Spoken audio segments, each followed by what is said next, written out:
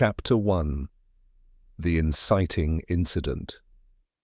The evening sky was draped in a velvet shroud, punctuated only by the distant shimmer of the stars.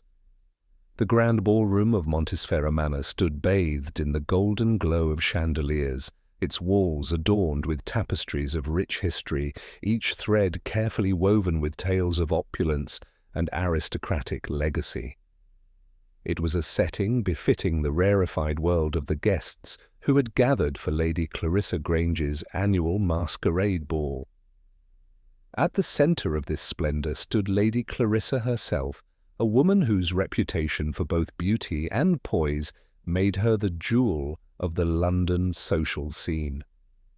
She moved through the crowd like a queen, her laughter ringing through the room, a sound as sweet as the chimes of a distant bell. The guests, dressed in their finest, floated like colourful wisps around her, indulging in polite conversation, admiring the extravagant decorations, and relishing the delicate canapés served on silver trays. But amidst the shimmering gowns and the polished smiles, something sinister was afoot, hidden behind the elegant facades. It began not with an argument or a loud clash, but with a subtle shift, like the first ripple on a still pond, the flickering of a candle, the soft tremble of a shadow across the room. Then a scream. A woman's cry, sharp and piercing, shattered the tranquillity of the evening. Lady Clarissa's voice faltered as she turned toward the source of the commotion. In the corner of the ballroom, near the grand mirror, a figure lay crumpled on the ground. A man, well dressed in a tuxedo, his face ashen, his hand clutching his chest. His name was Richard Fairchild, a well-known figure in society, and in an instant he was dead. The room fell silent. The music ceased, the laughter faded, and all eyes turned toward the fallen figure. The guests, accustomed to the spectacle of parties and balls, stood rooted to the spot, unsure of what to do or say. Some rushed forward, but the air around the body seemed thick, almost suffocating. It was then that the heavy door to the ballroom opened with a soft creak, and in walked the unmistakable silhouette of Hercule Poirot, the renowned Belgian detective. His presence, though subtle, commanded the room's attention. Poirot, with his trademark neatness and impeccable demeanour, surveyed the scene. His eyes, sharp and calculating, swept across the guests, taking in the expressions of shock, fear, and confusion. With a small nod to Lady Clarissa, he approached the body, his mind already in motion.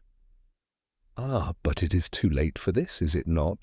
Poirot remarked quietly, his voice calm yet tinged with authority. "A man lies dead, but his story has not yet been told, no?" Lady Clarissa, still pale and trembling, nodded frantically.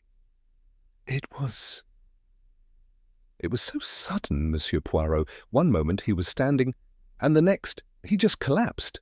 We didn't see anything. I can't make sense of it." Poirot knelt down beside the body, his sharp eyes scanning every detail. The man's face bore an expression of shock, his hand still clutching his chest.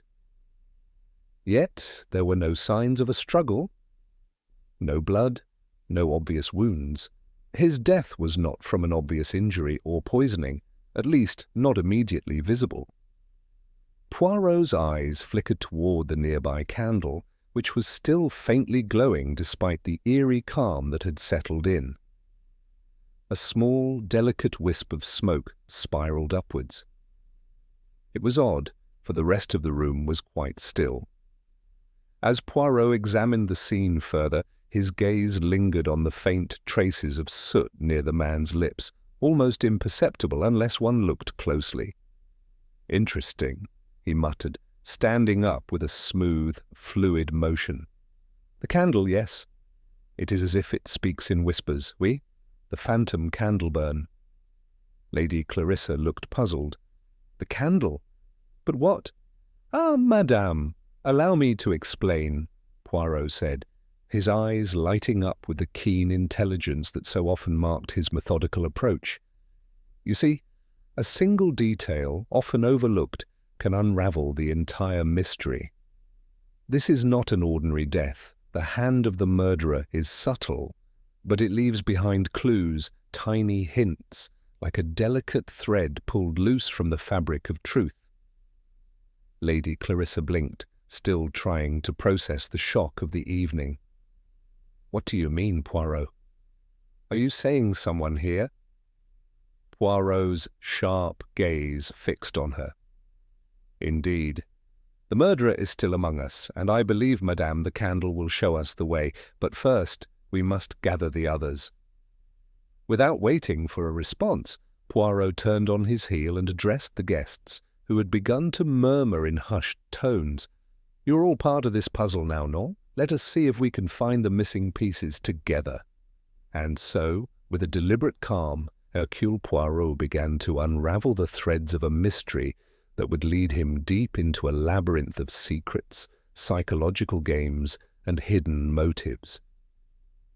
The crime had just begun to unfold, but already Poirot knew one thing with certainty. The truth, though buried beneath layers of deception, would soon be revealed. Chapter 2. The first clues. The guests were now gathered in the drawing-room, their faces pale, their eyes darting nervously between each other. The air was thick with tension, and the usual polite chatter that had filled the ballroom moments ago had been replaced with a strange, uneasy silence. Hercule Poirot, standing near the hearth, studied the room with his usual careful scrutiny, his sharp eyes taking in every detail. Lady Clarissa had not left her side of the room, her hands still trembling, her face drawn in disbelief. She had ordered the staff to prepare tea, though it was clear to everyone that no one would drink it.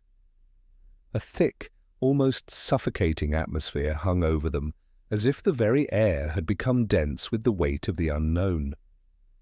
Poirot's voice broke the silence like a needle-piercing fabric. "You are all, how do you say, troubled by this murder. But remember, mes amis, that we are not here to wallow in fear.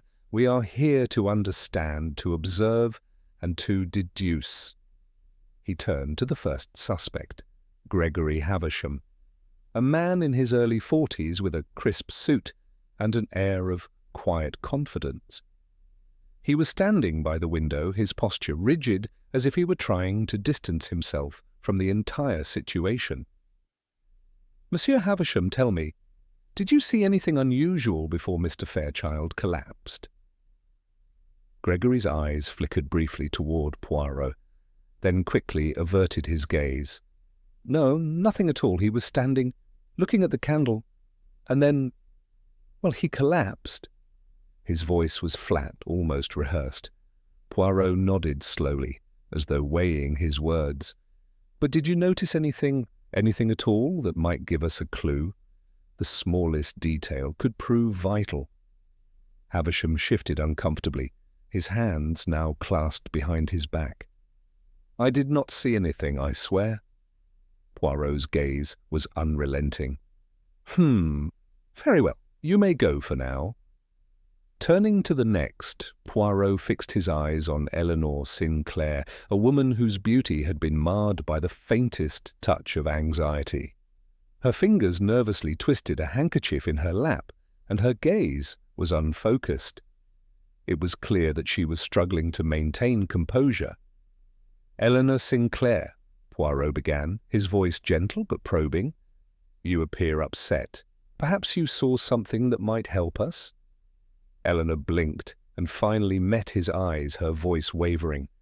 I don't know. Richard and we were talking.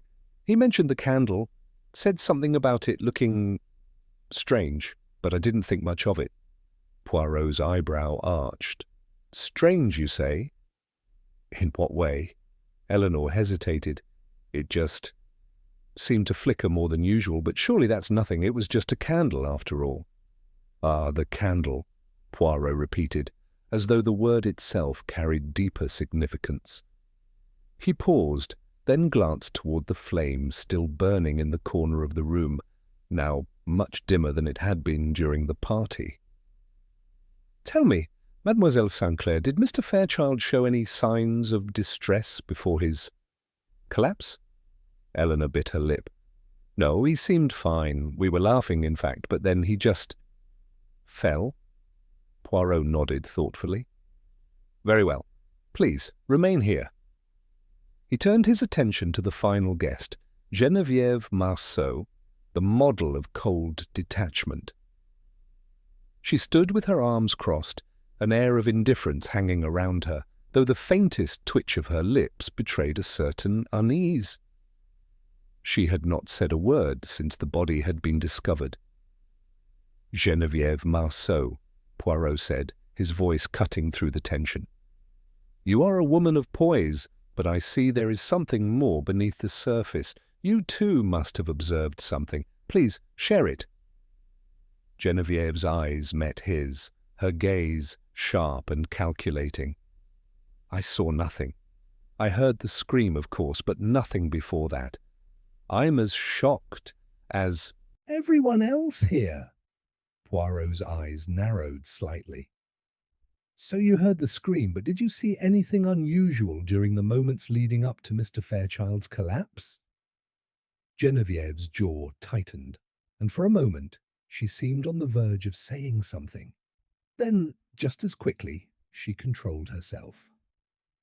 "I did not, Monsieur Poirot. I am not involved in this." Poirot regarded her carefully, but said nothing. His mind was already whirring with possibilities, assembling fragments of information. As the room fell into silence once again, Poirot turned toward the rest of the guests, each of them standing in a circle now.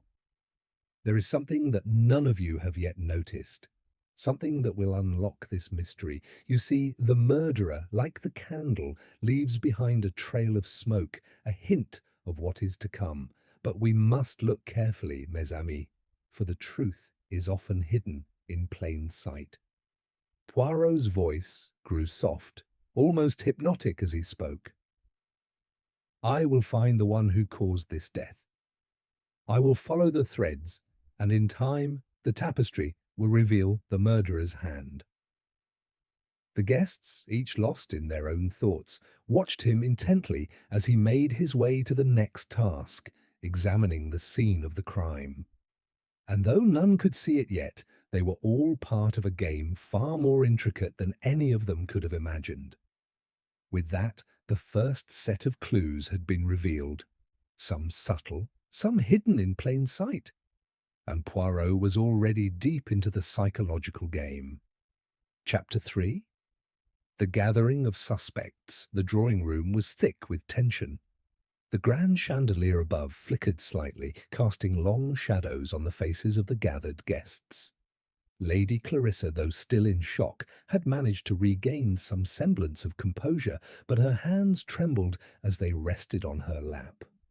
The guests stood either too shaken to speak or unsure of how to react. The presence of Hercule Poirot, the famous detective, filled the room with an almost palpable weight. It was clear that they were no longer merely mourners, they were suspects in a deadly game.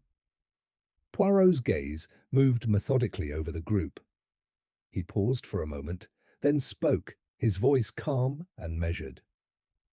"Mes amis," he began, "there are secrets here, secrets that we must uncover if we are to understand the death of Mr. Fairchild. We will proceed with methodical care, for in these moments of confusion, the smallest details become crucial. I will need to speak with each of you." Poirot's sharp eyes first landed on Gregory Havisham, who had been standing near the window, his posture rigid. "Monsieur Havisham," Poirot said, "I understand you were close to Mr. Fairchild. Tell me, did you see anything unusual before his collapse?" Gregory shifted uncomfortably but kept his voice steady. "No, I didn't see anything.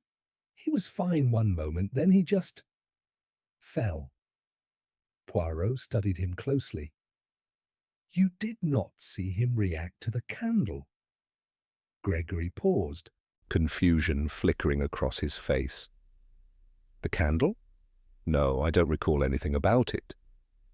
Poirot nodded slowly, his gaze sharp. "Very well. But remember, Monsieur Havisham, every detail is significant." Next, Poirot turned to Eleanor Sinclair, who had been standing near the fireplace, her eyes lowered, avoiding the others' gazes. "Mademoiselle Sinclair," Poirot said gently, "you spoke to Mr. Fairchild before his death. Did he say anything peculiar? Anything that might help us understand this tragic event?" Eleanor hesitated, clutching a handkerchief tightly. He mentioned the candle," she said quietly. "He said it was flickering strangely, but he wasn't upset. He seemed fine." Poirot raised an eyebrow. "Flickering strangely, you say? Tell me, did he seem nervous?" Eleanor's eyes flickered to Poirot's face before she quickly looked away. "No, not at all. He was his usual self." Poirot nodded, but said nothing more.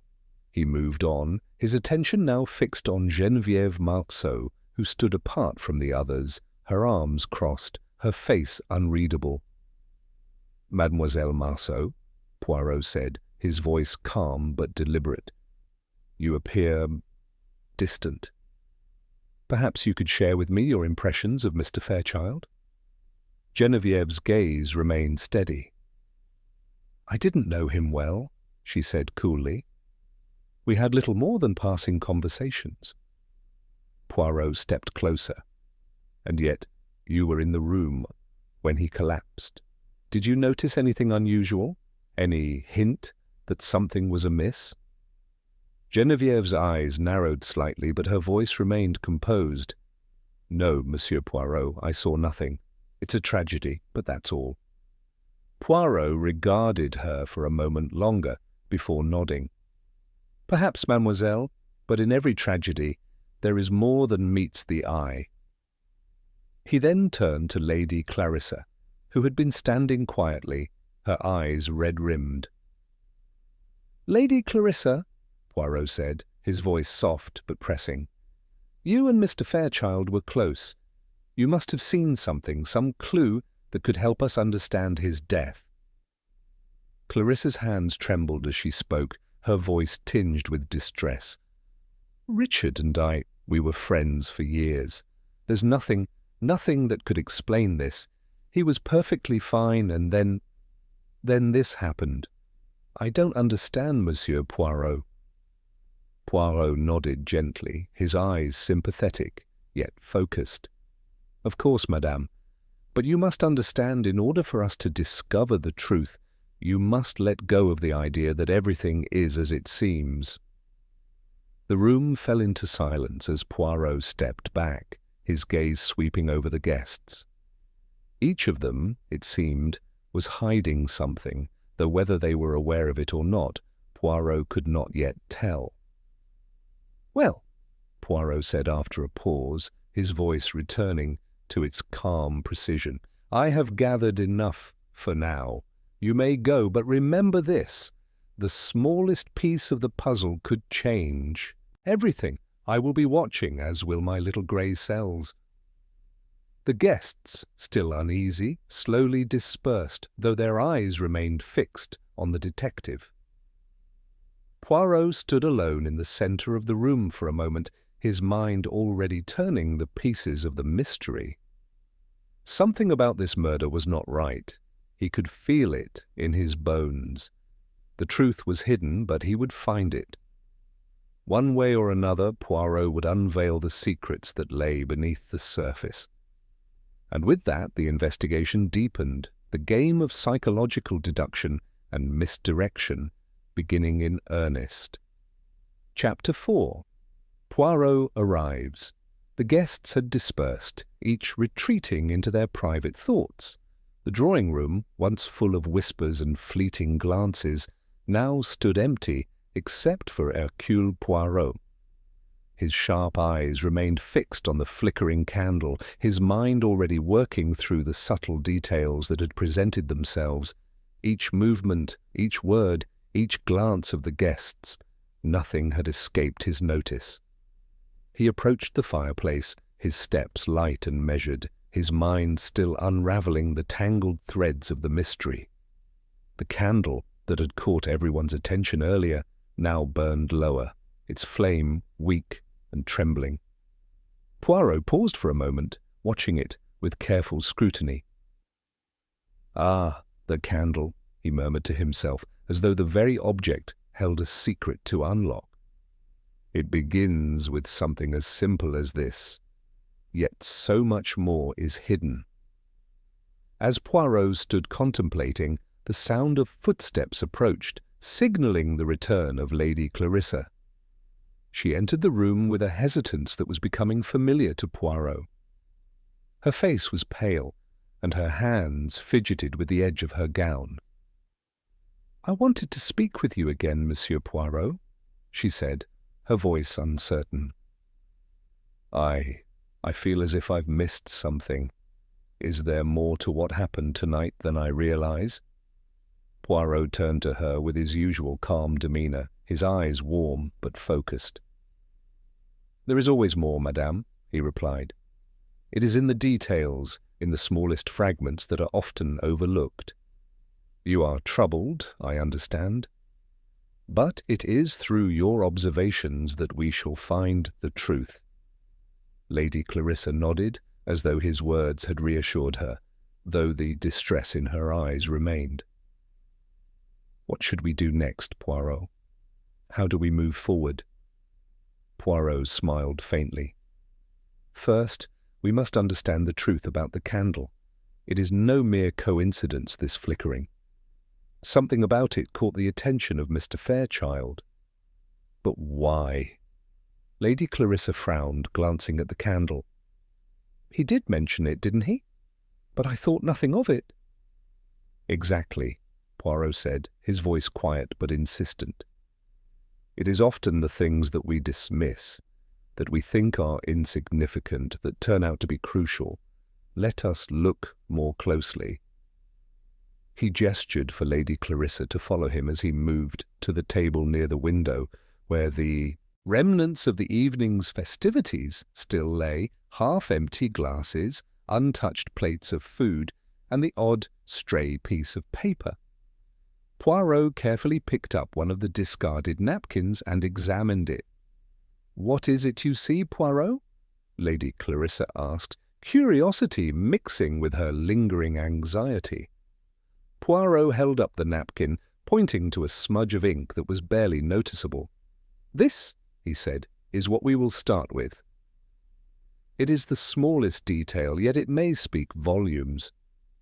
The ink was faint, but Poirot's eyes gleamed with recognition. "It is not a mistake, this mark. It is deliberate, a clue hidden in plain sight."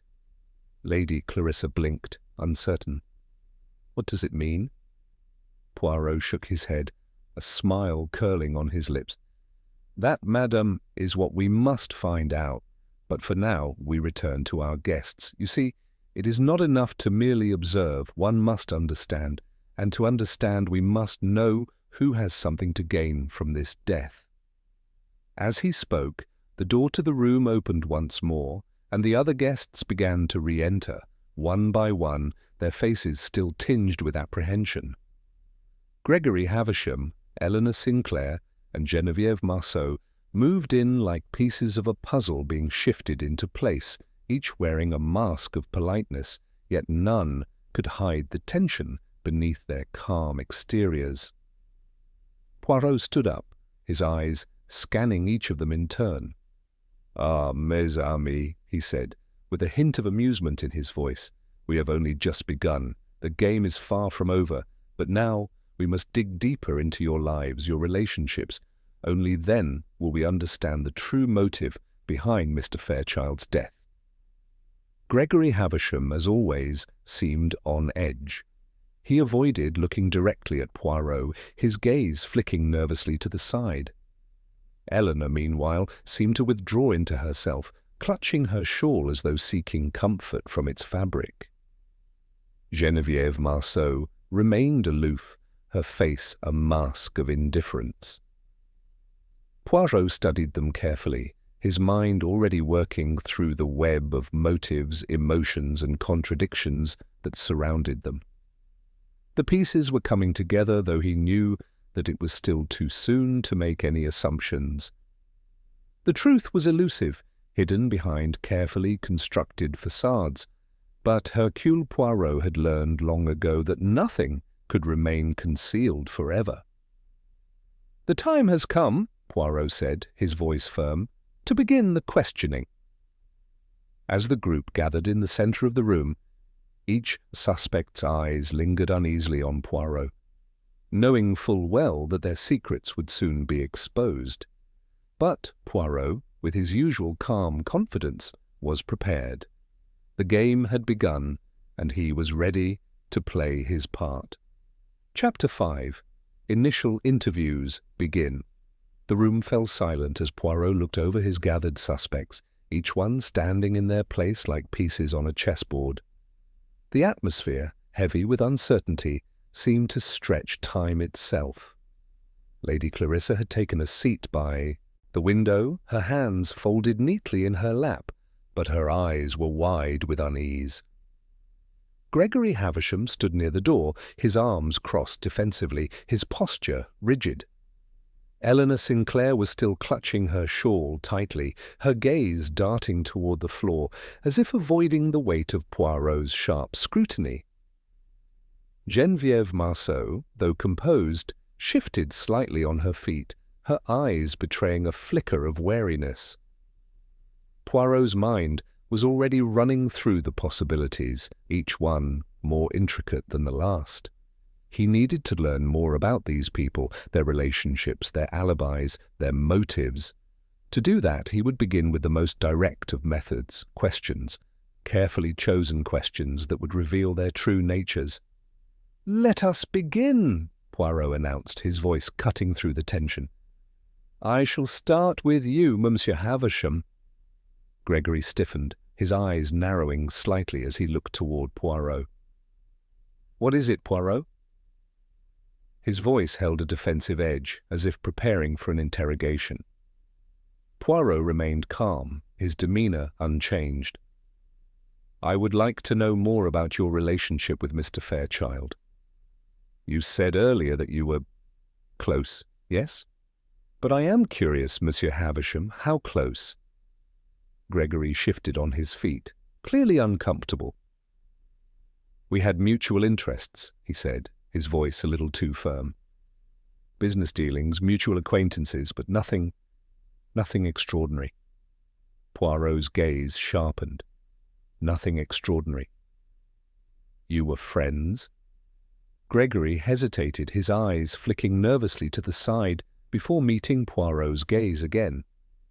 "We were acquaintances. Friends in passing, perhaps, but that's all." Poirot's eyes never wavered as he pressed on. "And what of the disagreements? Were there any tensions between you two?" Gregory's jaw tightened, and for a moment he didn't respond. Finally he spoke, his voice softer now. "Yes, there were disagreements, but nothing that would lead to this." Poirot nodded slowly, his expression unreadable. "Nothing that would lead to murder, you mean?" Gregory looked away, his hand running through his hair. "I don't know what happened, Poirot. I'm not a killer." Poirot's voice softened, but there was no mistaking the sharpness in his words. "No one ever is, Monsieur Havisham. But every person has a motive. It is up to me to uncover it." Gregory's eyes flickered with unease, but he said nothing more. Poirot turned his attention to the next suspect, Eleanor Sinclair. "Mademoiselle Sinclair," Poirot began, his voice gentle but probing, "you were seen speaking with Mr. Fairchild just before his death. Tell me, did you notice anything unusual in his behavior?" Eleanor stiffened, her eyes avoiding Poirot's gaze. "He was fine," she said quickly. "We were just talking about the party, the music. He mentioned the candle, said it was flickering strangely, but—" She faltered, her hands twisting the shawl tighter. Poirot leaned forward slightly, his eyes never leaving hers. The candle. Yes, you mentioned it again. Why was it strange, mademoiselle? What made him remark on it? Eleanor swallowed hard, her throat tightening.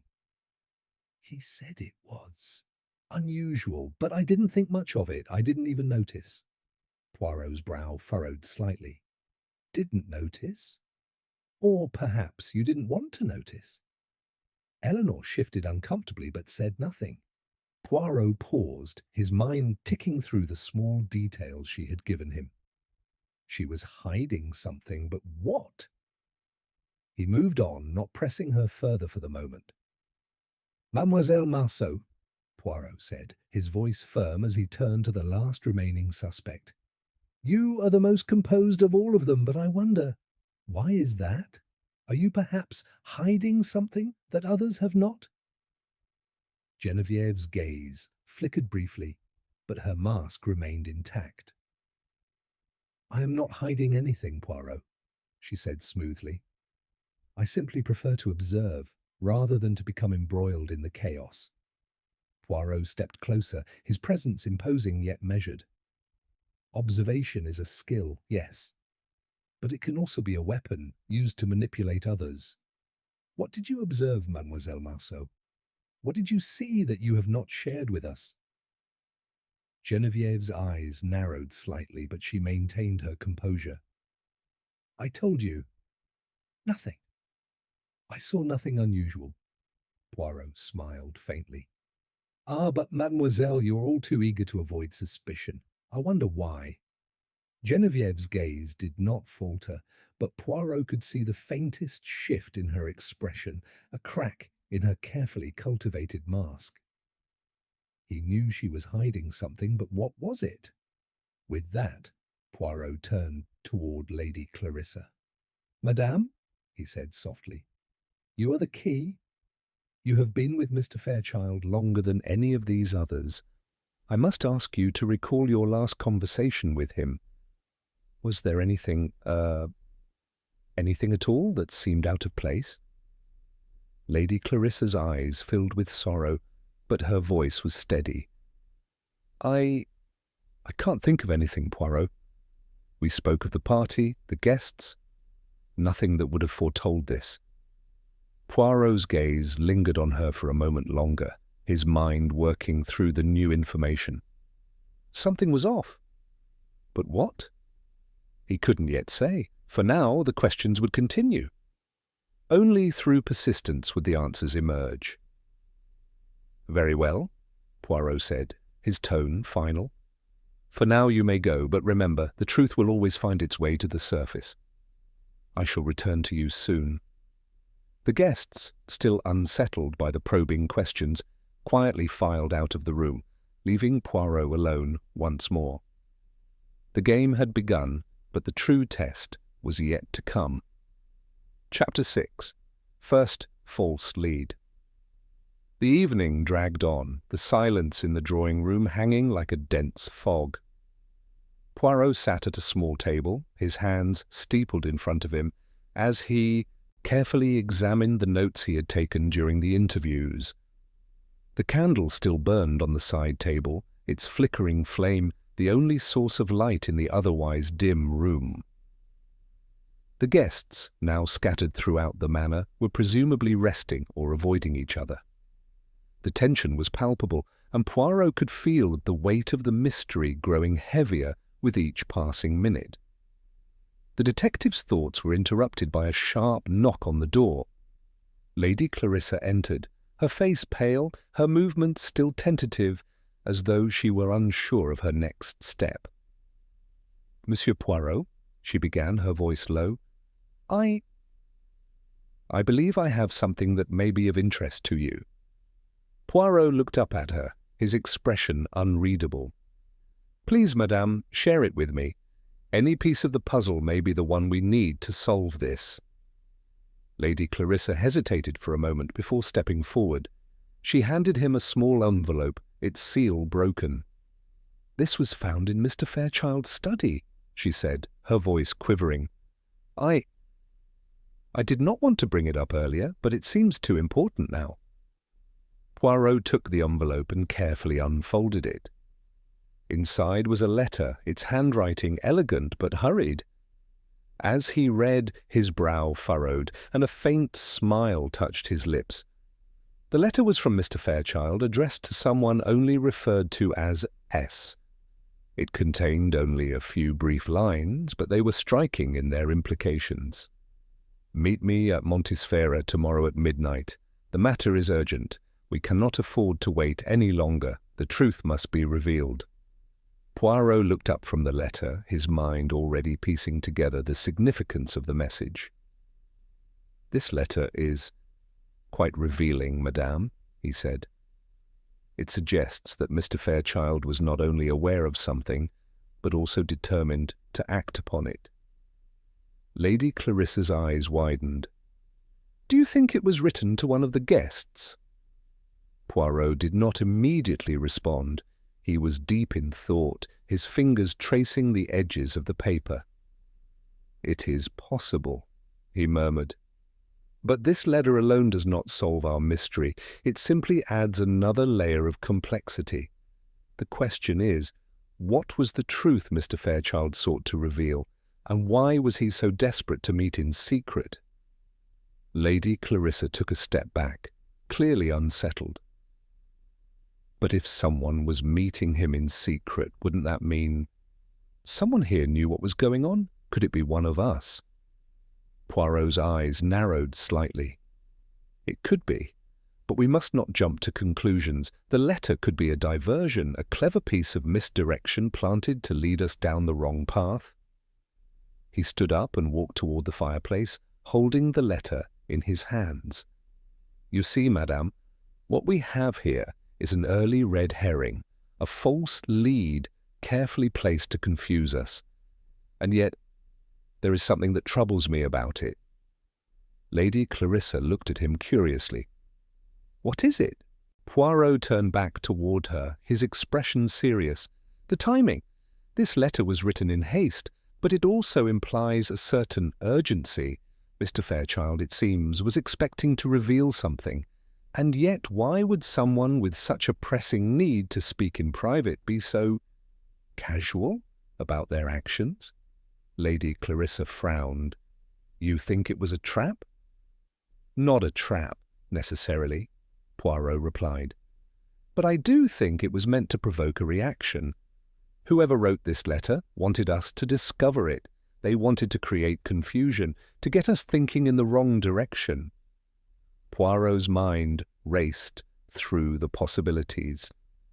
He had uncovered several clues already: the flickering candle, the odd reactions from the guests, the mysterious letter. But none of it added up. The puzzle had pieces that didn't quite fit together, and the more he examined them, the more the true nature of the crime seemed to slip further away. Just then the door to the drawing-room opened, and Gregory Havisham stepped inside, his face pale. He looked at Poirot, his expression one of barely contained anxiety. "Monsieur Poirot," Havisham said, his voice tense, "I believe I have information that may be important." Poirot motioned for him to speak, his curiosity piqued. "Go ahead, Monsieur Havisham. I am listening."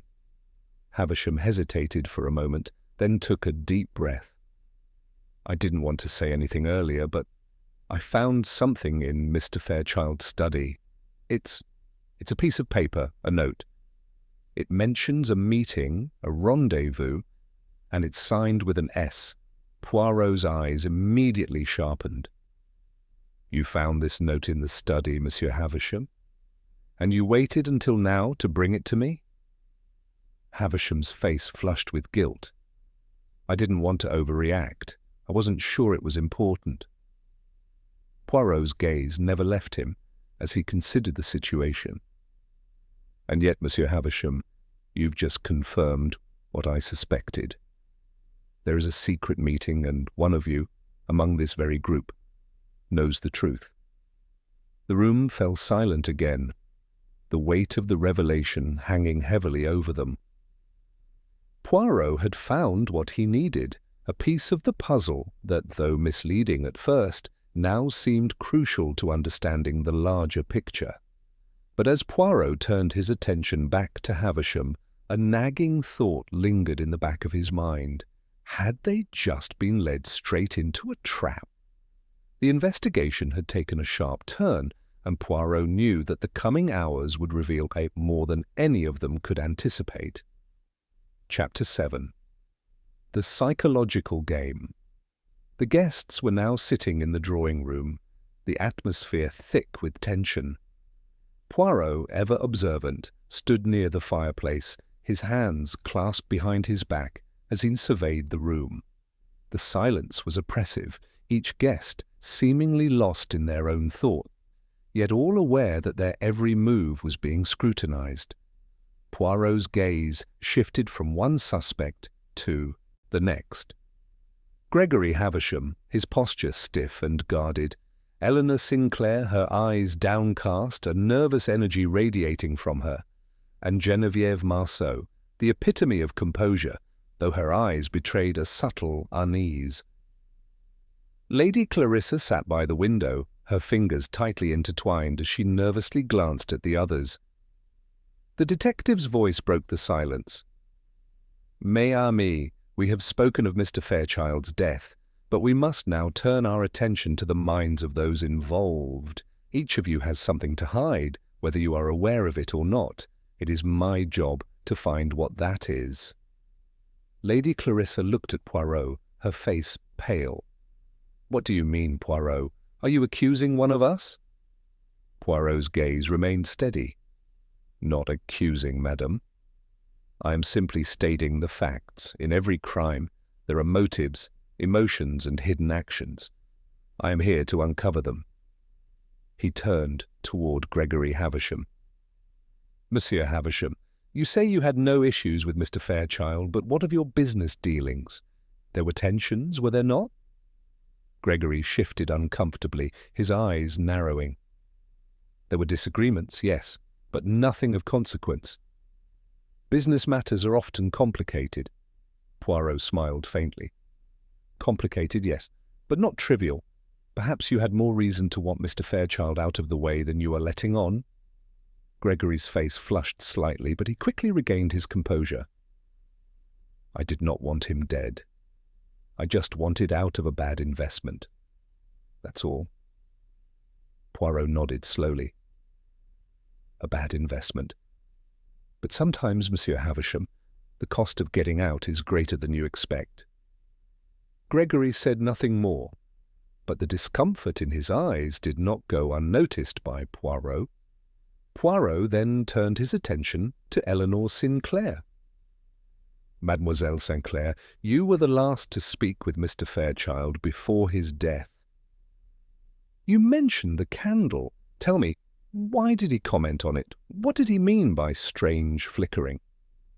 Eleanor's hands twisted the edge of her shawl. "He was just distracted, I suppose. He commented on the candle, but I didn't think anything of it." Poirot's eyes sharpened. "Distracted? Or was it something more? Or was he uneasy?" Eleanor hesitated, then spoke, her voice shaking. "He seemed out of sorts, but I didn't think much of it. I was just trying to make small talk." Poirot leaned forward slightly, his gaze intense. "Mademoiselle, the smallest details matter. What did he really mean by the candle? Why focus on such a trivial thing?" She bit her lip, her gaze flickering nervously to the side. "I don't know," she murmured. "It was just a comment." Poirot's face remained unreadable, though inwardly he knew she was hiding something. He would return to her later. For now he moved to Geneviève Marceau. "Mademoiselle Marceau," Poirot began, his tone deliberate, "you seem the most composed of all. But tell me, what did you observe when Mr. Fairchild collapsed? Was there anything odd in his behaviour?" Genevieve's eyes met his with a steady, unfaltering gaze. "I saw nothing unusual. I'm not one to make a fuss. I was surprised, of course, but I kept my composure." Poirot's lips twitched into a small smile. Composure, yes, but beneath that there must be something. Everyone here is hiding something. Tell me, mademoiselle, what did you see that you have not shared? Genevieve's mask didn't falter, but Poirot could see the tension in her shoulders. I told you, she said, her voice cool. I don't know anything more. Poirot's eyes never left hers, his expression unchanged. Perhaps not, but the truth always emerges, mademoiselle. In time. He turned to Lady Clarissa, who was watching him closely. Madame, you and Mr. Fairchild were close, yes? Tell me, did you notice anything in his behaviour that could explain his death? Lady Clarissa hesitated, then spoke in a low voice. He seemed distant, as if preoccupied with something. He wasn't himself, but I never thought it would come to this. Poirot regarded her quietly, taking in every word. Of course, madame, but sometimes the clues lie in what is left unsaid, in the moments that seem insignificant. Poirot stood up and turned to face the group. I have asked each of you questions, and though some have answered, others have withheld. But remember this. In this room, one of you holds the key to the mystery, and I will find it. As he spoke, a subtle tension gripped the air. Poirot could feel it. One of them was closer to cracking. But which one? Only time would tell. The psychological game had only just begun. Chapter 8. A secondary mystery. The evening continued to unfold like a carefully constructed play, the guests now under the careful watch of Poirot. They moved about the manor with wary eyes, each step shadowed by the knowledge that the detective was studying them, calculating their every move. Poirot, however, was not yet satisfied. The pieces were still too scattered, the puzzle incomplete. His mind kept returning to the candle, the peculiar flickering that had drawn Mr. Fairchild's attention just before his death. It was strange, certainly, but was it important, or had it been a mere distraction? Poirot's fingers brushed the edge of the letter once again, the note that had sparked new suspicions. Was it a real clue, or a misdirection to lead him astray? Poirot was deep in thought when the silence of the manor was broken by an unexpected noise, a sharp, sudden sound from down the hall, a muffled cry. Poirot's senses sharpened instantly. He motioned for the others to stay where they were and moved swiftly toward the source of the disturbance. When he arrived at the hallway, he found Eleanor Sinclair standing by an open door, her face pale. She was holding her hand to her throat, as if in shock. On the floor in front of her lay a small vial, its contents spilled across the marble floor. Poirot knelt down, examining the vial. It was a clear glass container, and the liquid inside was dark, a deep, almost ink-like color. His trained eye immediately recognized it. "Poison?" he murmured under his breath. Eleanor stood motionless, her gaze fixed on the spilled contents. I found it just now. I was walking past the room, and it fell from a shelf." Poirot stood up, his gaze intense. "Mademoiselle Sinclair, how did you come to find this vial, and why was it hidden here?" Eleanor opened her mouth, but no words came out. She took a step back, shaking her head. "I don't know, it must have been someone's mistake." Poirot's eyes narrowed as he inspected the vial further. "This is no mistake, mademoiselle. This is the work of someone who is trying to cover their tracks. But who?" Eleanor looked stricken, her voice trembling. "I don't know anything about it." I swear Poirot's eyes softened slightly, but his mind was already at work. He looked over his shoulder, seeing the others begin to gather behind him. "Stay back," he instructed them. "This vial is of great interest. It seems someone here is trying to silence their secrets." He turned back to Eleanor. "You say you found it here, but we must ask, who else has access to this room? Who knew of this vial's presence? Eleanor's breath quickened. I don't know. I didn't know it was here. Poirot's gaze flicked around the hall, calculating as he stood and surveyed the scene. The timing was suspicious. The vial had been dropped, but why now? After Mr. Fairchild's death? Had someone planned to use it earlier, or was it merely an afterthought? "I am sorry, mademoiselle," Poirot said, his voice firm but gentle. "But this is no coincidence. There is more to this story than you are telling me." Before Eleanor could respond, Gregory Havisham appeared in the doorway, his face tense. "What's going on here?" he demanded, clearly startled by the scene before him. Poirot stood and held up a hand to calm him. "There has been a small development. A vial of poison has been discovered. It appears to have been dropped from a shelf." Havisham's eyes flickered toward the vial, then back to Poirot. "Poison? But why would anyone bring poison here? What are you suggesting?" Poirot took a deep breath, his mind spinning the new possibility into his calculations. "It seems that someone in this house has more than just a motive for murder. Someone is trying to remove anyone who may uncover their secrets. But why poison, Monsieur Havisham? Why poison now?" Havisham swallowed hard. I don't know, Poirot. It doesn't make any sense." Poirot glanced down at the vial once more. "It does make sense, Monsieur Havisham. Someone wanted to make sure that no one else would stand in their way." As the guests looked at each other, suspicion growing like a dark cloud, Poirot's mind continued to work. The poison, though an unexpected development, was another thread in the intricate tapestry of the mystery.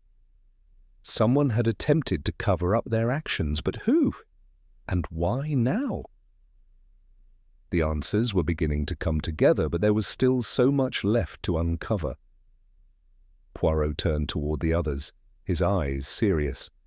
"You see, mes amis, the stakes are higher now. This is no longer just about death. It is about survival. Someone here is trying to eliminate the evidence, to remove anyone who might expose them." The guests stood still, unsure of what to say next. The discovery of the poison had deepened the mystery, but it had also sharpened the focus. Poirot was more determined than ever to uncover the truth. "Let us return to our rooms," Poirot said, his voice commanding yet calm. "We will continue tomorrow. For now, we wait." The guests, though shaken, nodded and began to disperse, each lost in their own thoughts.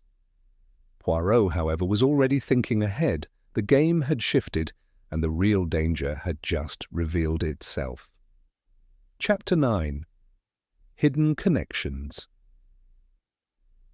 The discovery of the poison had set the manor on edge. The guests, each of them trying to maintain a semblance of normalcy, retreated to their respective rooms. But Poirot knew better than to let the night pass without further investigation. As he stood by the window looking out at the darkened grounds of Montesfera Manor, his mind worked tirelessly, running over every piece of information he had gathered. The poison, the strange candle, the mysterious letter, everything pointed to a tangled web. But who was the spider? Poirot had already decided that he needed more. He needed to delve deeper into the relationships between the guests. There was something hidden beneath the surface, something that none of them had revealed yet. It was time to break through their carefully constructed facades. The next morning, as the guests gathered in the dining room, Poirot observed them closely. Lady Clarissa, though still shaken, had put on a brave face, her eyes darting around the room, seemingly looking for something she couldn't find. Gregory Havisham sat at the far end of the table, his posture rigid, his eyes slightly bloodshot from a restless night. Eleanor Sinclair, though outwardly calm, had the air of someone who was barely holding it together. Geneviève Marceau, as usual, was composed, but the tightness in her jaw gave away her tension. Poirot wasted no time. "Mes amis," he said as they all settled into their places. "Yesterday we discovered something significant, poison, hidden in plain sight. It is clear that someone among you has much to hide, and we must now unravel the connections between you all." Lady Clarissa, startled by the directness of Poirot's words, took a deep breath before responding. "What do you mean, Poirot? You think one of us is behind this?" Poirot's gaze was sharp as he met her eyes. "I am not suggesting anyone specifically, madame, but I am saying that you all have something to reveal, something that ties you together in ways you have not yet shared." Gregory shifted uneasily in his chair. "We don't need to drag up old connections, Poirot. We're all in shock from what happened to Richard. Can't we just let this be?" Poirot raised a hand, silencing him. "Monsieur Havisham, it is precisely because you are all in shock that you must answer these questions. The truth is often obscured by emotions. It is my job to see through those emotions and find what is hidden." Eleanor's eyes were fixed on her plate, her fingers nervously twirling the edge of her napkin. "I don't know what you want from us, Poirot. We've already told you everything we know." Poirot leaned forward, his eyes piercing. "Not everything, mademoiselle. There are connections here that you have not disclosed. Perhaps you do not even realize them yourself, but that is why I am here, to expose those connections." Geneviève, who had been silent until now, spoke up. "What do you want from us, Poirot? If you think any of us had a hand in Richard's death, you're mistaken." Poirot's eyes softened, though the intensity of his gaze never wavered. "Mademoiselle Marceau, I do not make assumptions. I simply observe, and in my observations I find patterns, and those patterns are now telling me that there is more to this story than any of you have revealed." The room fell into an uncomfortable silence. Poirot knew he was close, but he needed more than just suspicions and half-truths. He needed a breakthrough, a moment when one of them would reveal the final piece of the puzzle. Turning his attention back to Lady Clarissa, Poirot asked, "Madame, tell me more about your relationship with Mr. Fairchild. You mentioned yesterday that you were close, but what did you truly know about him? Was there anything he said to you in confidence?" Lady Clarissa hesitated, her eyes flickering between the others before meeting Poirot's gaze. I don't know, Poirot. We had many conversations over the years, but none of them were ever anything out of the ordinary. He was always so secretive, though, always keeping things to himself." Poirot's expression remained calm, but internally his mind raced. "Secretive, you say? And did those secrets ever concern you, madame? Did he ever mention anyone, perhaps, with whom he had a difficult relationship?" Lady Clarissa shifted uncomfortably, her fingers twisting in her lap. "I don't know what you're getting at. Richard had many acquaintances, some of whom I didn't trust, but I can't say for certain that any of them had a hand in this." Poirot's eyes gleamed with understanding. "Exactly, madame. You do not know for certain, but you do have suspicions, yes? Perhaps you even know more than you are telling me." Lady Clarissa looked down, her face pale. "I wish I could help. Poirot, I wish I could make sense of all this." Poirot stood up, his gaze sweeping the room once more. "The connections between you all are becoming clearer. But there is still one thing missing, one person, one connection that ties everything together. It is only a matter of time before it is revealed." The guests, their nerves frayed and their patience worn thin, exchanged uneasy glances. Poirot had planted the seed of doubt, and it would only grow with time. As he turned to leave the room, he knew that the final breakthrough was not far off. But for now, The truth remained hidden, locked away behind the veil of secrets and half-formed confessions, and Poirot would not rest until he had unlocked it. Chapter 10. Poirot's Secret Clue. The morning light crept slowly into Montesfera Manor, casting long shadows along the polished floors. Poirot, despite the lingering exhaustion from the previous night's investigation, stood by the window in his room, his mind whirring with possibilities. The clues had been elusive, and the poison only added complexity to the already tangled web of suspicions. But Poirot was confident he would find the answer, even if it meant revisiting the smallest, seemingly insignificant details. His mind kept returning to one thing, the letter, the mysterious note that had been found in Mr. Fairchild's study. It had pointed to a secret meeting, a rendezvous that never happened, or did it? There were gaps in the timeline, and Poirot knew that one of the guests, perhaps more than one, was lying. They were hiding something that connected them to Fairchild in ways they hadn't admitted.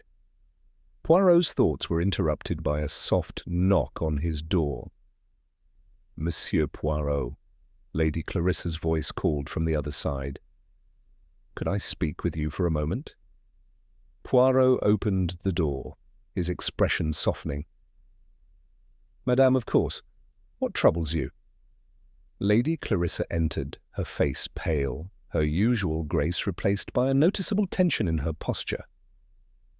"It's about last night, Poirot," she began, her voice trembling. "I'm afraid I have, something more to tell you." Poirot motioned for her to sit. "Please, madame, you may tell me anything." Lady Clarissa took a deep breath, steadying herself. "It's about Mr. Fairchild. I told you he had been secretive, but there was something he said to me, something that didn't make sense at the time. Now, I'm wondering if it's more important than I thought." Poirot's eyes sharpened. "What did he say, madame?" Lady Clarissa hesitated, as though reliving the moment in her mind. "It was just before he died, when he mentioned the candle. He said it was not right, but not in a way I understood at first. It was more than just a passing comment. He was agitated, but tried to hide it." Poirot nodded thoughtfully. "Did he say anything else? Anything specific that could point us to the cause of his agitation?" Lady Clarissa shook her head, her eyes clouded with uncertainty. "Number, I thought it was just nerves, but now I'm not sure. He seemed to be watching the candle more intently than anything else." Poirot smiled faintly, his fingers tapping against his chin. "Ah, the candle," he murmured. "It has been mentioned so many times, yet it remains an enigma. But tell me, madame, did Mr. Fairchild act in any way that was not consistent with his usual behaviour? Any signs of fear?" Lady Clarissa paused for a moment before answering. "Fear? I don't know. He was always composed, always in control. But that night there was something different. A sort of anxiety. It was subtle, but I could see it." Poirot stood, his mind already racing through the possibilities. "And you did not speak to him further about this?" "No," she answered quickly. "I didn't think much of it at the time. He was always the type to keep his thoughts to himself." Poirot's gaze turned toward the door as a thought occurred to him. "You see, madame, it is often what is left unsaid that is the most telling. Mr. Fairchild was aware of something important, but he kept it hidden. He knew his life was in danger, but he didn't know from whom." Lady Clarissa's face paled further. "Do you believe he was murdered, Poirot, that it wasn't just a sudden collapse?" Poirot smiled again, this time with a glint of certainty in his eyes. "I do not believe in coincidences, madame. Mr. Fairchild did not collapse from natural causes. His death was not random. It was part of a carefully constructed plan. But the question is, who planned it, and why? As Poirot turned back toward the window, Lady Clarissa watched him closely, as though seeing the puzzle pieces finally begin to click into place. "What will you do now?" Poirot glanced at her, his expression calm yet resolute. "I will revisit the scene of the crime, I will examine the candle once more, and I will speak with the others. Someone here knows the truth." Lady Clarissa rose from her seat. "I don't know if I can stand much more of this. It's all so overwhelming." Poirot's eyes softened with a touch of sympathy. "I understand, madame, but you must remember, nothing is ever as it seems. The truth lies just beneath the surface, waiting to be uncovered." With that, Poirot walked toward the door, his mind already racing through his next steps. The candle, the poison, the letter. Each of these pieces was significant, but it wasn't until he understood the psychological motivations behind them that the truth would finally reveal itself. Poirot's voice echoed in the room as he left. "We are close, madame, very close." And with that, the game continued. Chapter 11, Tensions Rise. Poirot's steps echoed in the grand hallway as he moved toward the drawing room, his mind racing with the new revelations. Lady Clarissa's words lingered in his thoughts, but he knew he needed more than just suspicions and vague admissions. He needed facts. The guests had been carefully observed, but now it was time to tighten the noose. The poison, the candle, the letter, they were all connected, but how? When he entered the drawing room, the guests were already gathered, their faces a mixture of unease and defiance. Gregory Havisham stood by the window, his arms crossed tightly over his chest. Eleanor Sinclair sat with her head lowered, her hands clasped nervously in her lap. Geneviève Marceau, as composed as ever, watched Poirot with a sharp, calculating gaze. Only Lady Clarissa appeared visibly shaken, her fingers twisting the hem of her dress. Poirot's eyes swept over them, noting the subtle shifts in posture, the slight tremor in their voices. It was clear that his presence had unsettled them further. "Mes amis," Poirot began, his voice calm but with a sharp edge, "I have spoken with each of you, and yet something remains unsaid. It is time we face the truth, n'est-ce pas?" Gregory shifted uneasily, his gaze flicking briefly toward the door, as though considering an escape. Eleanor's eyes darted around the room, avoiding Poirot's gaze. Geneviève, however, remained still, her lips barely curving into a smile. Poirot's gaze fell on Lady Clarissa. "Madame, you have been more forthcoming than the others, but there is still much you have not shared." Lady Clarissa's hands tightened around her dress, her eyes filled with a quiet desperation. "I've told you everything I know, Poirot. What else can I say?" Poirot's voice softened, but his eyes were sharp. "You have told me what you think you know, but the truth is often hidden in what is not said, madam. Mr. Fairchild spoke of the candle, yes? And of something strange, something that disturbed him. Tell me more about that moment. How did he seem? Did you notice anything unusual about his behavior before his death?" Clarissa hesitated, her fingers trembling slightly. "I told you, Poirot, he seemed distant, preoccupied, but he didn't say much more. I didn't think anything of it at the time." Poirot tilted his head slightly. "But, madame, you must have thought something of it. The candle, his words, his unease. There is more here. Why did he bring it up?" Lady Clarissa looked away, her eyes filling with tears. "I don't know. I didn't understand it at the time. I just thought he was tired, distracted. He was always so secretive about everything." Poirot nodded slowly, his mind piecing together the fragments. "The truth, madame, is that Mr. Fairchild's unease was not just about the candle. It was about something else, something he knew but could not say. The room fell silent. Poirot's gaze shifted to the others as though he was waiting for a response. Gregory was fidgeting with his cufflinks, his eyes darting toward the door. Eleanor was staring at the floor, her lips pressed tightly together. Geneviève was the only one who seemed unfazed, though her fingers tapped rhythmically on the arm of her chair. Poirot turned to Gregory.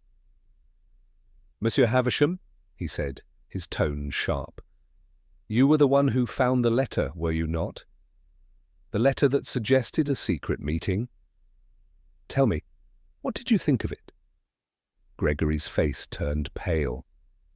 "I told you everything I knew, Poirot. The letter didn't mean anything." Poirot's eyes narrowed. "I don't believe that, Monsieur Havisham. You are hiding something. This letter and your reaction to it suggest more than just casual acquaintance with Mr. Fairchild." Gregory's mouth tightened into a thin line. "I didn't mean to get involved in this," he muttered, his voice barely above a whisper. Poirot stood, moving closer to the group. "It is not a matter of what you meant, Monsieur Havisham. It is a matter of what you did and what you are hiding."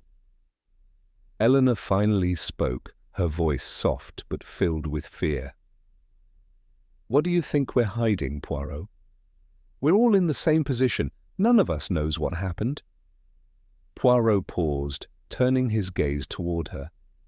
"Ah, but mademoiselle, that is where you are wrong. You know more than you admit. All of you do." There was a brief silence as the weight of Poirot's words settled in. The tension was palpable, each guest aware of the scrutiny they were under, each one wondering if the others were as guilty as they feared. Poirot's eyes narrowed as he spoke again, his voice calm but filled with determination. "Someone here knows the truth, and soon they will slip up. I will find it, whether you confess willingly or not." With those words, the room seemed to grow colder. The psychological pressure was mounting, and Poirot could feel the walls closing in around them. They were running out of time. Chapter 12. The Confrontation. Poirot's presence in the room had shifted the atmosphere, thickening the air with a charged silence. The guests, once composed, now shifted uneasily in their seats, their eyes flickering toward each other and then quickly away. The detective, ever calm, stood by the door watching them closely, his mind weaving through the tangled threads of lies and half-truths. Gregory Havisham, standing by the window, was the first to break the silence. His hand brushed through his hair nervously, and his gaze never left the ground. "What do you want from us, Poirot?" he asked, his voice strained. "We've told you everything we know." Poirot's sharp eyes flicked toward him. "Monsieur Havisham, you may have told me what you think you know, but there is more. Much more. That you are hiding." His voice was calm, but the weight of his words hung heavily in the room. "The truth is not in what you say, but in what you do not." Eleanor, sitting at the far end of the room, shifted uncomfortably in her chair. "What are you insinuating, Poirot?" Her voice was quiet, but tinged with fear. "You're making it sound like we all have something to hide." Poirot's gaze softened slightly as he turned to her. "I am not insinuating, mademoiselle. I am observing. It is not the words that matter, but the actions. And your actions, mes amis, tell a story far different from the one you are telling." Geneviève Marceau, who had been silent until now, raised her chin, her eyes narrowing. "You seem to be very sure of yourself, Poirot. But what exactly are you accusing us of? That we killed Richard?" Poirot's expression remained neutral, but his eyes were sharp. "No, mademoiselle, I am not accusing you of murder. I am accusing you of something far more dangerous, concealing the truth. Each of you, in your own way, has played a part in this deception, and I will uncover it." Lady Clarissa, who had been silent through much of the conversation, finally spoke, her voice trembling. "Poirot, please. Richard was a dear friend. We didn't want this to happen. None of us wanted this." Poirot turned toward her, his eyes softening.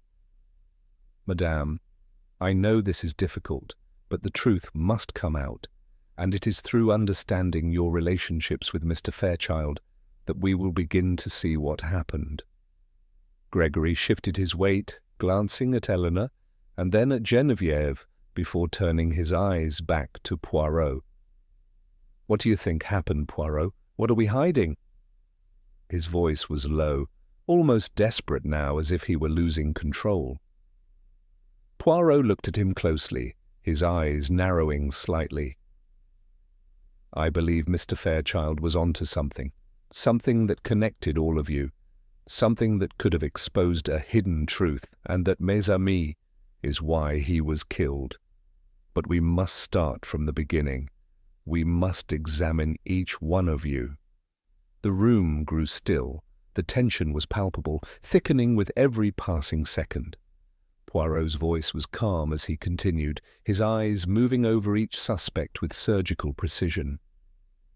"You, Monsieur Havisham, had business dealings with Mr. Fairchild, but did you also have a reason to want him dead?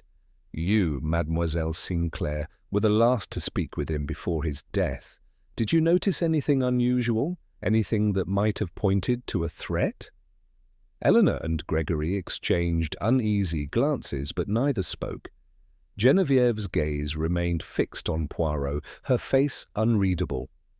Lady Clarissa, however, was the first to break the silence. "You think one of us did this?" she asked, her voice soft, yet edged with disbelief. "You think one of us killed him?"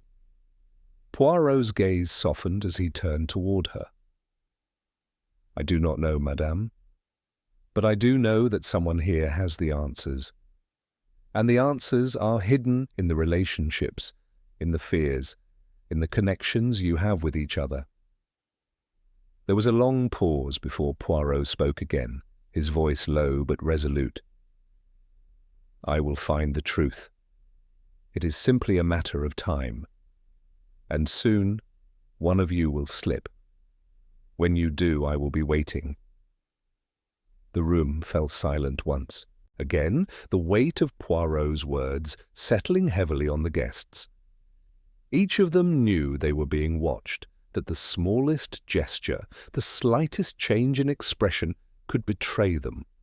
Poirot, however, seemed unbothered by the silence. His mind, already racing through the next steps, was focused on one thing: the final reveal. "You may go for now," Poirot said, his voice quiet but firm. "But remember this, there are no more secrets, not for long."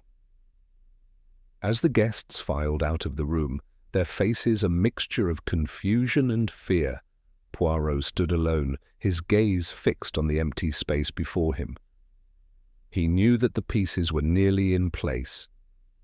It was only a matter of time before the truth would reveal itself, and when it did, the killer would be exposed. Chapter 13. A desperate attempt to escape. The morning after the confrontation was thick with unease, and Montesfera Manor seemed to hum with an unnatural stillness. The guests, clearly unsettled by Poirot's directness, moved about with a sense of trepidation, unsure of their next steps.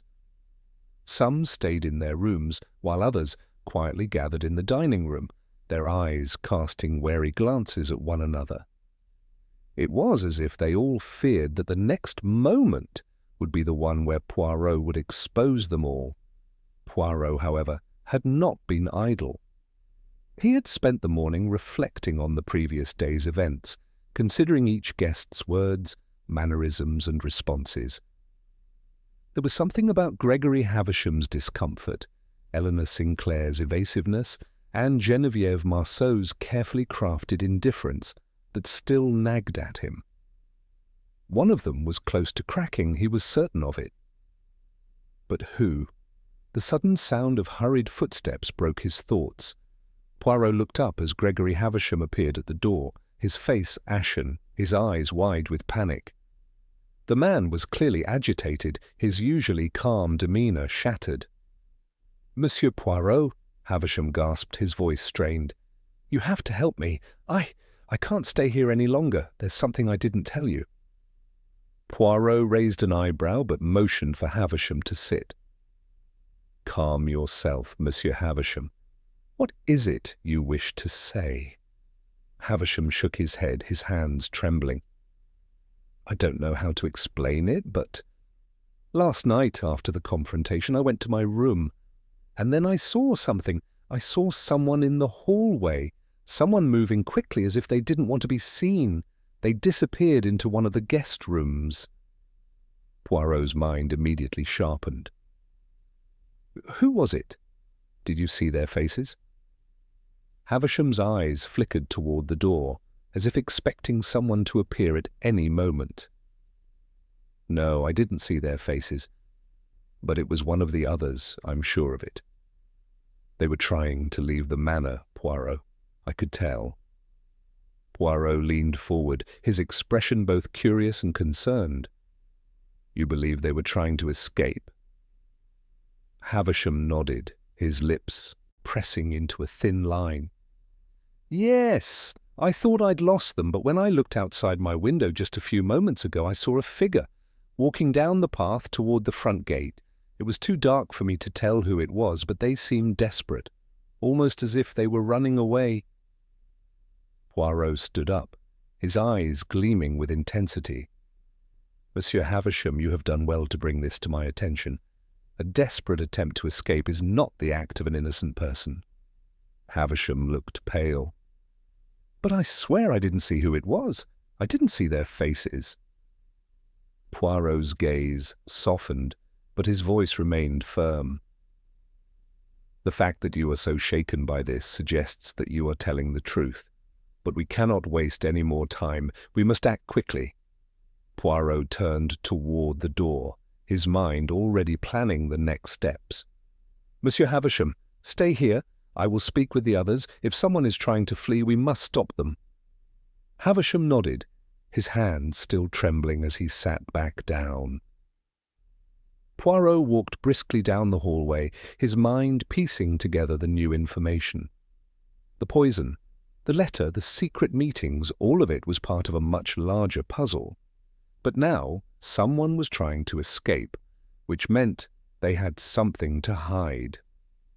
The game had shifted, and Poirot knew the time for subtlety had passed. It was time for action. He knocked on the door to Lady Clarissa's room, his knock firm and deliberate. When she opened it, her eyes widened in surprise. "Monsieur Poirot, what is it?" "I must speak with you," Poirot said, his voice calm but urgent. "There has been a development. One of the guests is trying to leave the manor. They are attempting to flee." Lady Clarissa's face was drained of colour. "Flee? But why would anyone—" "I cannot say for certain," Poirot interrupted, "but I believe the truth is about to be revealed.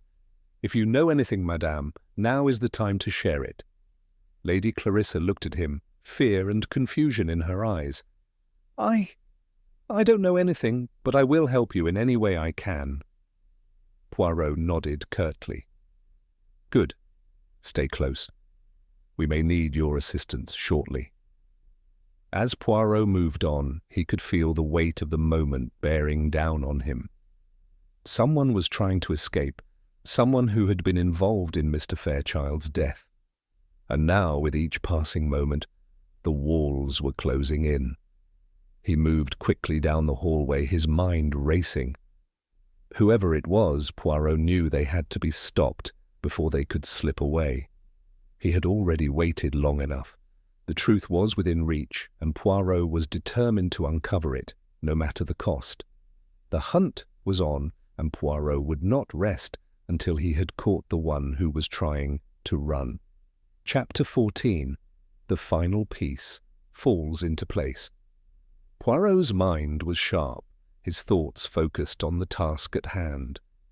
The revelation that one of the guests had attempted to escape the manor had shifted the entire investigation. It was no longer just about uncovering the murderer. It was about preventing someone from getting away with murder. Poirot had always believed that the truth revealed itself through pressure and observation, and he knew that now was the time to apply both. The corridors of Montesfera Manor were eerily silent as Poirot made his way to the front door, where the mysterious figure had been spotted. The manor had a way of amplifying the quiet, the vastness of the space, making every footstep sound louder than it truly was. He paused at the door, glancing around before pushing it open gently. There, in the distance, he saw someone moving quickly toward the exit, their silhouette barely visible in the fading light. Poirot didn't hesitate. He moved swiftly, his footsteps barely audible as he followed the figure. He knew that he was close to the truth. He could feel it in his bones. "Stop," Poirot called out, his voice calm yet commanding. The figure froze mid-step, clearly startled. For a moment, there was only silence before the person turned slowly, revealing their face. It was Geneviève Marceau. Poirot's heart raced as he assessed the situation. Geneviève, the calm and composed woman who had managed to hide behind a wall of indifference, was now the one trying to leave. She had been the least likely suspect in Poirot's mind, yet here she was, attempting to flee. "Why are you running, Mademoiselle Marceau?" Poirot asked, his voice soft, but with a firmness that left no room for evasion. Geneviève's face betrayed no emotion, her eyes cold and calculating. "I'm not running, Monsieur Poirot. I simply wish to take some air. This place has become suffocating."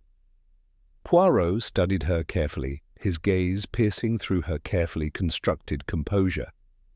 "You lie, mademoiselle. You are attempting to leave." "Why?" Her jaw tightened slightly, but she held her ground. "I had nothing to do with Richard's death. I have no reason to stay here, to be questioned endlessly by you." Poirot's eyes softened, but the sharpness in his voice remained. "Mademoiselle, you have much more to hide than you think. You are not the first to attempt to leave. It is becoming clearer with each passing moment that the murderer is among us, and you are connected to this crime in ways you have not yet revealed." Geneviève shook her head slowly, her lips pressing into a thin line. "You are wrong, Poirot. You have no evidence. You only have suspicions." Poirot took a step closer, his eyes narrowing. "You are correct about one thing, mademoiselle. I do not yet have the full evidence, but I do have something you cannot hide." Genevieve's composure faltered for just a second. Poirot saw it in the twitch of her eye, the slight drop of her shoulder. She was on the verge of cracking. "What do you mean?" she asked, her voice barely above a whisper, though the challenge still lingered in her tone. Poirot's smile was small but knowing. "The letter, the secret meeting, the one Mr. Fairchild was preparing for, the one he was so eager to keep hidden." Genevieve's face froze, and for a moment Poirot could see the mask she had so carefully built begin to crumble. The smallest flicker of guilt passed across her face before she quickly masked it again. "That letter, it was meant for someone else. Not for you, not for anyone here." Poirot stepped back, allowing the gravity of his words to settle. "It is not the letter that speaks, mademoiselle. It is your reaction. Your attempt to flee confirms it. You know more than you're willing to admit." Genevieve's breath hitched as she looked around, her eyes scanning the manor, almost as if searching for a way out of the conversation. But there was nowhere to hide now. Poirot had cornered her, and he could feel her resolve slipping. "I wasn't the one who killed him," she said, her voice trembling now, the calm facade finally breaking. "But I knew who did. I was involved, indirectly." Poirot's eyes narrowed, his suspicion becoming certainty. "Indirectly, mademoiselle? You were aware of the danger Mr. Fairchild was in, weren't you? You knew about the secret meeting, the threats he was facing." Geneviève swallowed hard, but she said nothing. Her silence spoke louder than any confession could have. Poirot had reached the breaking point. "You thought you could escape before the truth caught up to you," Poirot said softly, "but you've already given yourself away. The game is over, mademoiselle." Geneviève's eyes flickered with something between fear and defiance, but Poirot knew it was too late for her to turn back. He had pieced together the final connections, and the truth, now within his grasp, would soon be exposed for all to see. Chapter 15. The final piece falls into place. The atmosphere in the drawing-room was thick with tension, and Poirot could feel the eyes of the suspects on him. They had gathered once again, each of them nervous and unwilling to speak. The previous revelations had clearly shaken them, and the carefully constructed facades they had worn throughout the investigation were starting to crumble. Poirot remained calm, his mind racing as he carefully pieced together the final details. He had known from the beginning that there was more to the case than met the eye. The letter, the poisoned vial, the strange flickering candle, it all pointed to one person. But now it was time to bring it all to light. "Mes amis," Poirot began, his voice cutting through the silence. "The time has come for the truth to be revealed. The game, as they say, is up." The guests exchanged wary glances, but none spoke. Gregory Havisham, still standing by the window, shifted uneasily. Eleanor Sinclair, who had been sitting with her hands tightly clasped in her lap, glanced nervously at Geneviève Marceau. Geneviève, ever composed, appeared unaffected, but Poirot knew better.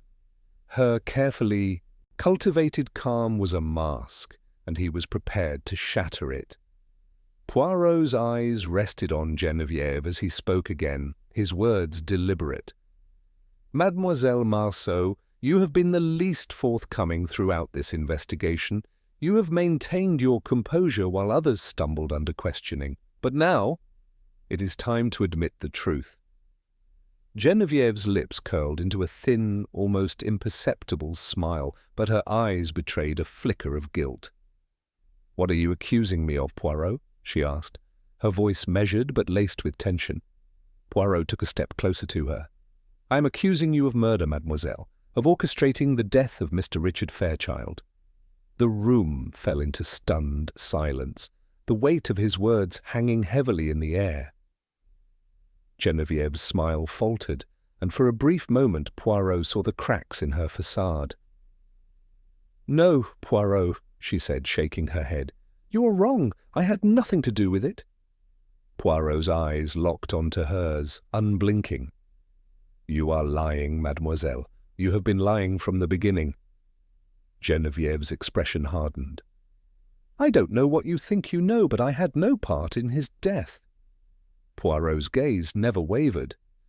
"You were the one who planted the letter. You were the one who planted the seed of suspicion, knowing it would lead us in the wrong direction. You were the one who made sure that Mr. Fairchild's death would not be easily discovered. You thought you could control the situation, but you underestimated one thing, my little grey cells." Genevieve's eyes widened ever so slightly, but she quickly regained her composure. "You think you've figured it all out, Poirot, but you don't have the full picture. Richard wasn't just any man. He knew things that could have ruined everything for me." Poirot tilted his head slightly, considering her words. So it was fear, mademoiselle? Fear that drove you to kill him? Genevieve's voice became more forceful. It wasn't fear, it was a necessity. Richard knew too much. He was going to expose me, and I couldn't let that happen. I couldn't afford to let him ruin everything. Poirot's face softened, but his voice remained firm. But you did, mademoiselle. You ruined everything. Your actions have brought you to this point. And now the truth will be known. Genevieve looked around the room, her eyes darting from one guest to another, but there was no escaping the inevitability of Poirot's conclusion. The walls had closed in around her, and she knew that there was nowhere left to run. With a heavy sigh, she dropped her gaze, her shoulders slumping as the realization set in. I didn't want it to end like this, she murmured. But I had no choice. Poirot nodded. You always had a choice, mademoiselle, but you chose the path of deception.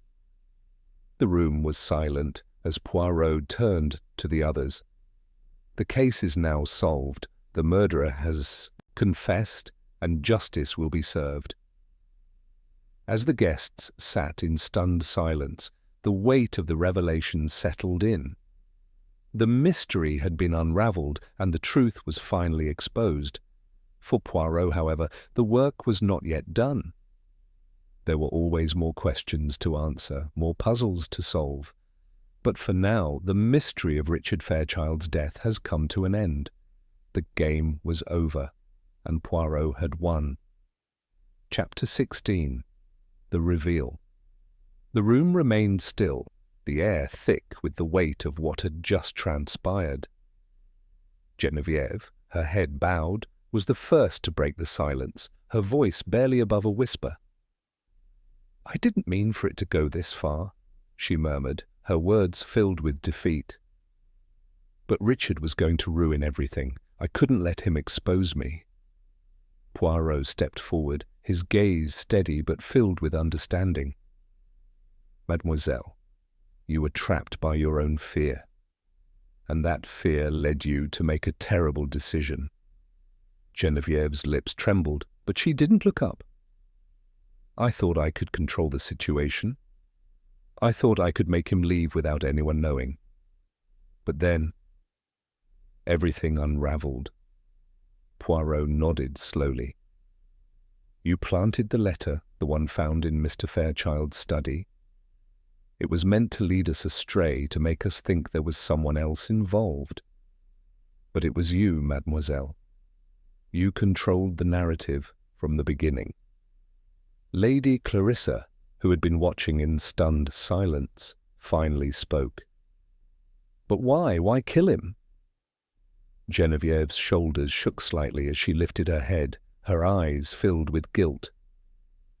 I wasn't just afraid of what he knew. He was a part of a much larger story, a story that could have ruined my entire life. I thought if I killed him, I'd silence the danger, but now... Her voice broke off. Poirot's expression softened. You thought you could silence the truth, but the truth always finds a way to be heard. You've tried to escape the consequences of your actions, but there's no escaping the justice that comes with them. Genevieve's eyes were downcast as she nodded slowly. The weight of her confession was heavy, but there was no longer any turning back. Poirot turned to the rest of the room, his gaze sweeping over the guests who had been complicit in their own ways. Justice has been served, but remember, truth is not always kind. It is not always what we want to hear. As Genevieve was escorted away, the room fell into a deep silence. The investigation was over, but the consequences of one woman's fear would echo through the halls of Montesfera Manor for some time to come. Chapter 17. Outcome and Justice. The days following the revelation were quiet, a strange calm settling over Montesfera Manor. The remaining guests, though shaken, had returned to their rooms, each of them processing the events in their own way. Poirot, however, remained vigilant, his mind always working, even in the quiet aftermath. Geneviève Marceau had been taken into custody, her confession a weighty one, but Poirot knew the truth had brought its own kind of closure. The manor, once filled with secrets, now stood still, as if waiting for its own story to be told. Lady Clarissa had requested a private meeting with Poirot, a chance to finally understand the depth of what had transpired. She sat across from him in the drawing-room, her face tired, but there was a sense of peace in her expression now. "Monsieur Poirot," she said softly, "I never imagined it could have been Geneviève. She seemed so controlled, so perfect." Poirot nodded, his eyes focused on her. "Ah, madame, we are all capable of great things when fear drives us. It was not her nature that led to the crime, but her desperation to protect a carefully constructed life." Lady Clarissa's eyes lowered, a wave of sadness passing over her. "But to kill someone, for what?" "Fear," Poirot replied gently. "She was afraid of losing everything, afraid that the truth would shatter her world. Fear is a powerful motivator, and sometimes it blinds us to the consequences of our actions."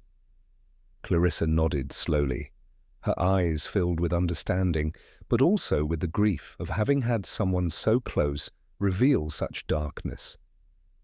Poirot rose from his chair, walking toward the window. "The truth was hidden in plain sight, madame. All it needed was someone to look beyond the surface."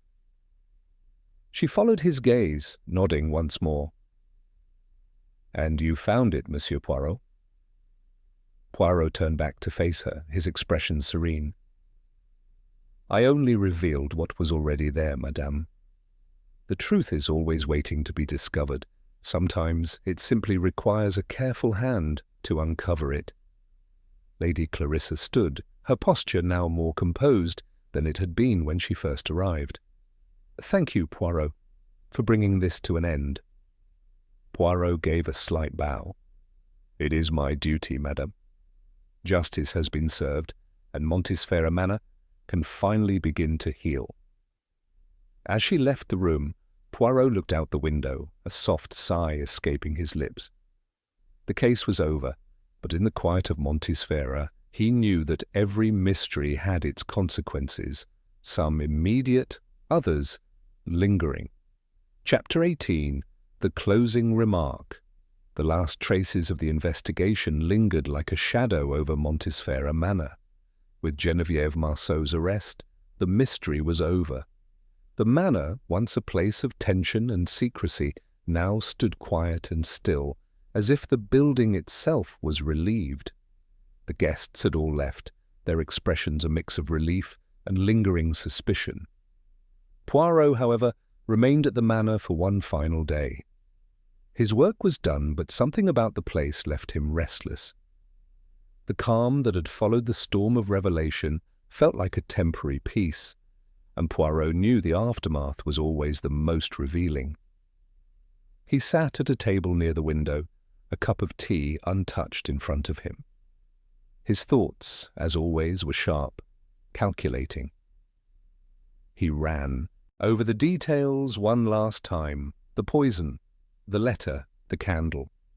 All the small, seemingly insignificant pieces that had, in the end, formed a perfect whole. The door to the drawing-room opened, and Lady Clarissa entered.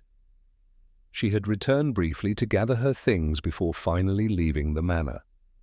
Her presence, though softened by the events that had passed, still carried a quiet weight. "Poirot," she said softly, her voice tinged with gratitude. "I wanted to thank you, truly, for everything you've done. I don't know how I would have made it through without you." Poirot looked up at her, his expression calm. "Madame, it is not I who should be thanked. It is simply my duty. I have only done what is necessary to uncover the truth." She smiled faintly, her eyes reflecting a sadness that had not yet fully left her. It's hard to accept that someone so close to me could be capable of such things. She was always so perfect, so composed. I never saw the cracks until it was too late. Poirot nodded. It is the way of the world, madame. Often the greatest secrets are hidden behind the most polished surfaces. Fear and desperation can drive even the most controlled people to commit terrible acts. Lady Clarissa took a deep breath, as if she had been holding it for too long. I will try to move on from all of this. I know I have to.